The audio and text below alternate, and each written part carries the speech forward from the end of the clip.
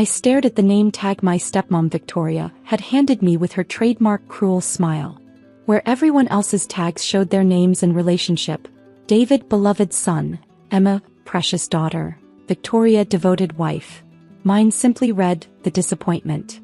10 years of this. 10 years since she'd married my father and systematically worked to erase every trace of my mother and me from his life. 10 years of watching her children get everything while I got nothing but contempt. Well, Victoria raised a perfectly manicured eyebrow. Aren't you going to put it on? It's your father's 60th birthday, dear. We must all be properly identified. I could feel the eyes of other guests on me, relatives, family, friends, business associates, all waiting to see how I'd react. My step-siblings, David and Emma, smirked from their place near the expensive buffet. Victoria. My father's voice carried a weak note of protest. Perhaps that's a bit. Oh, Richard, everyone knows it's true, she laughed, that silvery sound that always preceded her cruelest moments. After all, what else do you call someone who rejected the family business to become a— What is it you do again, dear? I'm a software developer, I said quietly for the 100th time. Right, playing with computers while your father built an empire. She turned to the gathered guests. Richard offered her a position in management, and she turned it down to write little programs in her apartment. If that's not a disappointment, what is? What Victoria didn't know, what none of them knew, was that those little programs had built something far bigger than they could imagine. But tonight wasn't about my success. Tonight was about ending this chapter of my life. I pinned on the name tag. Perfect. Victoria clapped. Now shall we begin the toasts? David, you first. Tell everyone about the expansion plans for the company. My stepbrother stood, champagne glass in hand, and began detailing how he'd help our father grow his construction empire. I barely listened, thinking instead about the envelope in my purse and the email scheduled to send at midnight. Emma went next, announcing her engagement to the son of Dad's biggest client. More strategic moves in Victoria's perfect plan. Then Victoria herself stood, glass raised. To my wonderful husband who gave me everything I dreamed of, including 2 amazing children who make him proud every day. He paused, eyes fixing on me. Well, most of his children anyway.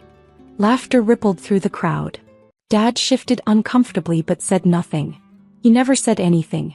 I thought about my mother who'd raised me alone after Dad's affair with Victoria tore our family apart. Mom who'd encouraged my love of computers, who'd supported my dreams until cancer took her 5 years ago. Who made me promise on her deathbed to never let them break me. The envelope in my purse felt heavier by the minute. Would anyone else like to toast? Victoria asked, her eyes challenging me. I stood slowly, my chair scraping against the marble floor of the luxury hotel's ballroom. The room fell silent. I would. Victoria's smile faltered slightly. In 10 years I'd never challenged her publicly. I raised my glass, looking directly at my father. To Richard Harrison, who taught me the most valuable lesson in life, that sometimes the biggest disappointments come from the people we trust most. Dad's face paled.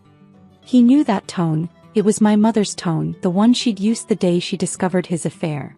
I'd like to make a toast, I continued, my voice carrying clearly through the stunned silence, to the last time you'll ever see me.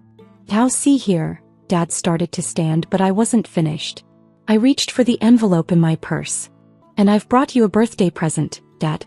Something to remember your disappointment by. I pulled out the envelope, pristine white against the dark mahogany table. Before I give you your present, let me tell you a story. 10 years ago, when I turned down your job offer, you asked me what I could possibly achieve with my computer games. Victoria snorted. And we all know how that turned out. Yes, I smiled, the kind of smile that would have warned them if they'd known me better. Let's talk about how that turned out. While David was expanding into 3 new cities, I was building a technology empire. While Emma was getting engaged to a client's son, I was acquiring companies. And while you, Victoria, were planning this perfect party, I was planning something too. I opened the envelope slowly, savoring the mounting tension. You see those little programs I wrote? They became Nexus Technologies. Does anyone here know Nexus? I looked around the room. Several guests gasped. Even Victoria's perfect mask cracked slightly. Nexus Technologies was a tech giant, known for buying struggling traditional businesses and transforming them into modern powerhouses. That's impossible, David stuttered. Nexus is worth billions. It's owned by some mysterious CEO who never appears in public. Alexandra Chin, I said quietly. That's my professional name. Mom's maiden name. The name that's about to become very important to this family. Dad's hands began to shake. What are you saying? I pulled out the papers from the envelope. Nexus has been buying shares in Harrison Construction for the past year. Small amounts through various subsidiaries. As of today, we own 51% of the company. The champagne glass fell from Victoria's hand, shattering on the marble floor. That's not possible, she whispered. Richard owns 60%. Correction, I placed the papers on the table. Richard owns 60%. But when David's expansion plans failed spectacularly last quarter, and he had to secretly sell shares to cover the losses, I turned to my stepbrother who had gone deathly pale. You really should read the names of shell companies before selling to them. David collapsed into his chair. He'd been hiding the failures from Dad, selling shares to maintain the illusion of success. You bought my company? Dad's voice cracked. My life's work. No, Dad. I bought the company you were willing to give to everyone except your daughter. The company you thought I wasn't good enough for. I straightened my name tag. The disappointment just became your boss. Emma let out a small sob. Her fiancé reading the room was already edging toward the door. You can't do this, Victoria hissed. We're family. Family. I laughed. Was it family when you forced me to watch Mom's funeral from the back row? When you told everyone she died of her own failures? When you made me wear this name tag? I pulled out my phone checking the time. In exactly 1 hour the press release goes public. Nexus Technologies' acquisition of Harrison Construction will be business news tomorrow. Along with some interesting audits of David's creative accounting. Please, David whimpered. That could mean jail time. Should have thought of that before falsifying reports to your shareholders. I turned back to Dad. Don't worry, I'm not completely heartless. You can keep your job as a regional manager. David's fired, of course. Can't have criminals in management. Victoria found her voice again. Richard, do something. But Dad just sat there staring at the papers, seeing his empire slipping through his fingers. You know what's ironic? I continued, still standing at the head of the table where silence had fallen like a heavy curtain. If any of you had bothered to Google me even once in the past 10 years, you'd have seen my name in Forbes.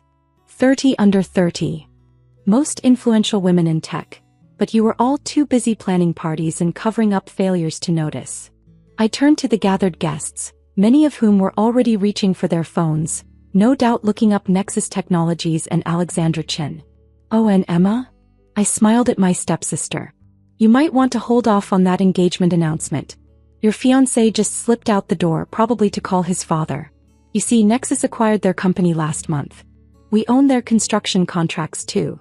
Emma burst into tears, mascara running down her perfectly contoured cheeks. As for your perfect family image, Victoria, I pulled out one final document.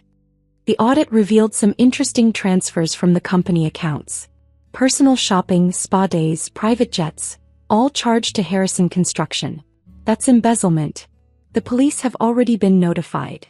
Victoria's face, stretched tight from too many facelifts, finally crumpled.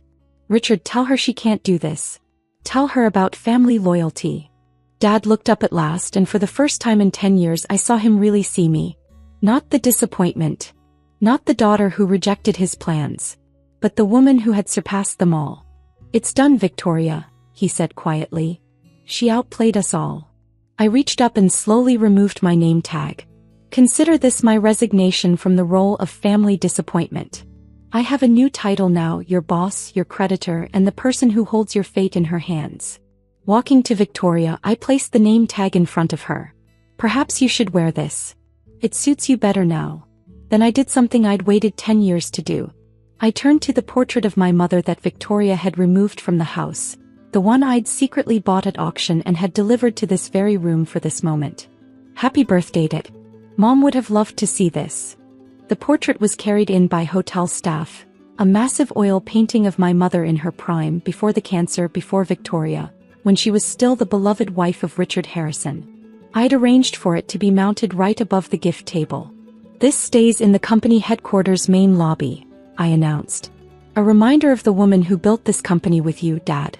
The woman whose daughter you called a disappointment. Victoria tried to stand, but my security, stepped forward. Mrs. Harrison, please remain seated. The police will be here shortly to discuss those financial irregularities. I gathered my things, preparing to leave this chapter of my life behind. But I had one final gift. Dad, I said softly, check your email tomorrow. There's a junior executive position waiting for you. Not because you deserve it, but because Mom would have wanted me to give you one last chance. Don't waste it. As I walked toward the door, I heard Victoria's desperate sobs, Emma's angry wails, and David's pleading with his lawyer on the phone. But it was Dad's voice that made me pause. I was wrong, he called out. You're not a disappointment. You're exactly like your mother, stronger than I ever knew. I didn't turn around. Goodbye, Dad. Try not to disappoint me in your new role. The next day, every business paper carried the story. Tech giant Nexus acquires Harrison Construction. CEO Alexandra Chen reveals identity in dramatic family showdown. Victoria was arrested for embezzlement. David faced charges for financial fraud. Emma's engagement ended very publicly. Dad? He showed up to his new job on time, wearing a name tag that read Richard Jr. Executive. Sometimes the biggest disappointments become the sweetest victories. And sometimes the best revenge isn't just success. It's making them watch as you succeed beyond their wildest fears. As for me, I kept the disappointment name tag. It sits framed in my office under Mom's portrait, reminding me and everyone who enters that labels only have the power we give them. And some disappointments end up running the whole damn show.